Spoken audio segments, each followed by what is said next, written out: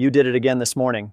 Before you ate a single bite, before you even sat down, you reached for that first cup of coffee. And if you are over 60, the way you just drank that coffee may have spiked your blood sugar and flooded your body with stress hormone harder than anything that will land on your dinner plate tonight. Here is the part almost nobody tells you. The problem is not the coffee. Coffee, timed correctly after 60, is closer to medicine than to poison. The problem is when you drink it.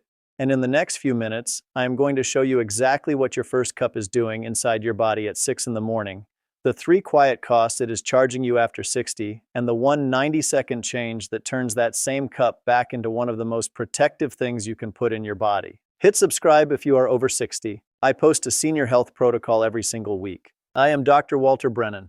I am a board-certified internist with 31 years of clinical experience treating patients over 60, and I want to be careful with my words here because there is a lot of fear-mongering about coffee online, and most of it is simply wrong. I am not going to tell you to give up your coffee. I drink it myself. What I am going to tell you is something the morning coffee studies have known for years, and the average 15-minute clinic visit never has time to explain. In the senior body, the clock matters more than the cup. The same coffee, taken at 2 different times in the same morning, produces 2 completely different effects on your blood sugar, your blood pressure, and your stress hormones. Once you understand why, you will never drink your first cup the same way again. Let me start with what is actually happening inside you in the first hour after you wake up, because this is the piece that changes everything. Your body does not wake up gently. In the 30 to 60 minutes after you open your eyes, your adrenal glands release a surge of cortisol, your primary stress and alertness hormone. Researchers call this the cortisol awakening response, and it is completely normal and healthy. It is your body's built-in alarm clock. Cortisol is what lifts your blood pressure, sharpens your mind, and pulls stored sugar out of your liver and into your bloodstream so your brain has fuel the moment you stand up. In other words, in that first hour, your body is already running its own natural stimulant program at full volume. Now here is what coffee does. Caffeine works mainly by blocking adenosine, the molecule that builds up while you sleep and makes you feel drowsy. Blocking adenosine is why coffee wakes you up. But caffeine also nudges the same stress pathways cortisol is already running. It can raise cortisol, raise adrenaline, and temporarily push up both blood pressure and blood sugar. So when you pour that first cup directly on top of the cortisol surge that is already peaking, you are not turning the engine on. The engine is already redlining. You are flooring the accelerator on a motor that is already running at maximum. You are stacking a stimulant on top of a stimulant. That stacking carries a cost, and after 60 it carries 3 costs in particular. The first cost is to your blood sugar.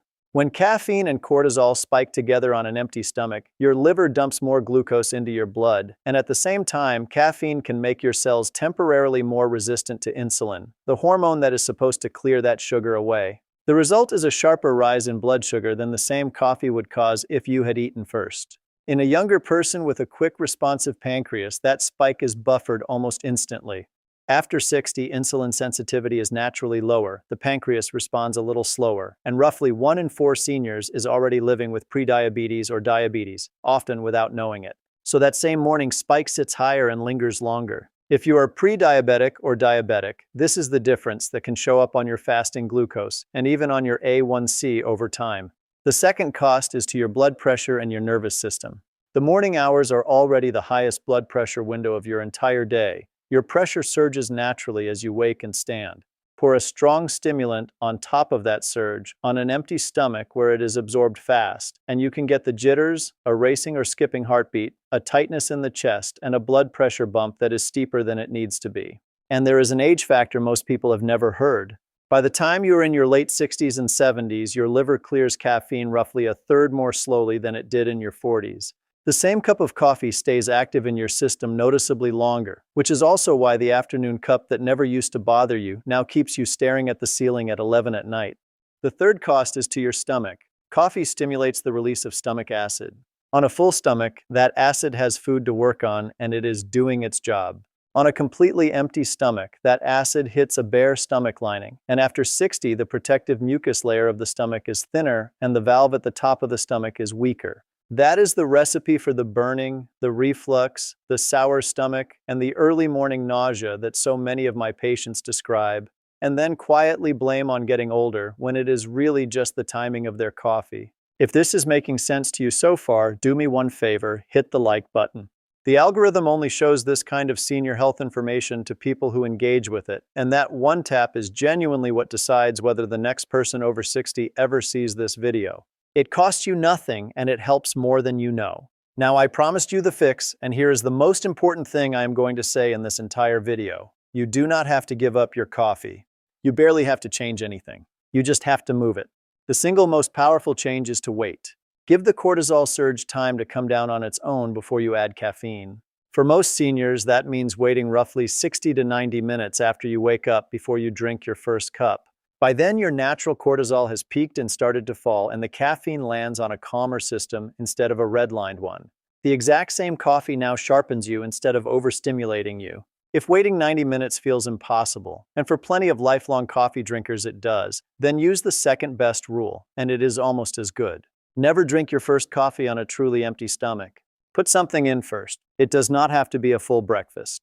A few bites of protein or fat, a boiled egg, a spoon of yogurt, a handful of nuts, even a piece of cheese, slows the absorption of the caffeine and blunts the blood sugar spike dramatically. Food in the stomach is a break.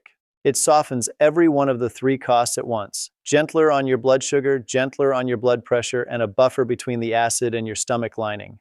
Third, before any of it, drink a full glass of water when you first wake up. You just spent 7 or 8 hours without a sip of fluid, your blood is at its thickest of the day, and coffee is a mild diuretic that pulls even more water out. Water first, coffee later? That one habit alone improves how you feel in the morning more than almost anything else, and it is free. And fourth, watch what you are putting in the cup.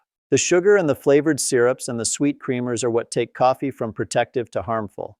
They turn a zero-calorie metabolic helper into a sugar delivery system that spikes your blood sugar all over again. Black, or with a splash of real milk or a plain cream, keeps the benefit intact. Because here is the reversal I want you to walk away with, and it is the part the scary headlines never tell you. Coffee, drunk the right way, is one of the most studied protective drinks in all of medicine. Large long-term studies of hundreds of thousands of people have linked moderate coffee drinking, roughly 2 to 3 cups a day, to meaningfully lower rates of death from all causes, lower rates of death from heart disease, lower risk of type 2 diabetes, and lower risk of cognitive decline and dementia as we age. One large analysis even found that the people who drank their coffee specifically in the morning had the strongest reduction in cardiovascular death compared with people who sipped it all day long. Read that again. Your coffee is not the enemy. Your morning coffee, timed right, may be one of the best things you do for your heart and your brain after 60. The mistake was never the coffee. The mistake was pouring it onto a body that had not woken up yet. So let me give you the protocol I hand my own patients, the one you can start tomorrow morning. Number 1, glass of water the moment your feet hit the floor. Number 2, wait 60 to 90 minutes before your first cup if you possibly can, and if you cannot, put a few bites of protein or fat in your stomach first. Number 3, keep the cup clean, black or with real milk, not sugar and syrup. Do that, and the same coffee you have been drinking for 40 years stops charging you and starts protecting you. Now, 3 quick questions to take to your own doctor because your situation is unique. First, ask whether any of your medications, especially blood pressure pills, thyroid medication, or osteoporosis tablets, should be separated from your coffee because coffee can interfere with how some of them absorb. Second, if you have been told you are pre-diabetic or diabetic, ask your doctor whether a morning fasting glucose check before and after coffee might be worth doing so you can see your own numbers. And third, if you have acid reflux, a known heart rhythm problem like atrial fibrillation or uncontrolled high blood pressure, ask your physician what your safe daily caffeine ceiling actually is, because for a small number of people, it really is lower. If this helped you, hit subscribe, because next week I am answering the question everyone asks me after this one. What is the one thing you should drink before your coffee in the morning to protect your heart and your blood sugar even further? And it is not what most people think. The cup was never the problem. The clock was. Move the clock, keep the cup, and let your morning coffee go back to doing what the research says it does best, protecting the very organs you are trying to take care of. Drink your water. Give it 90 minutes. Take care of yourself. I will see you next week.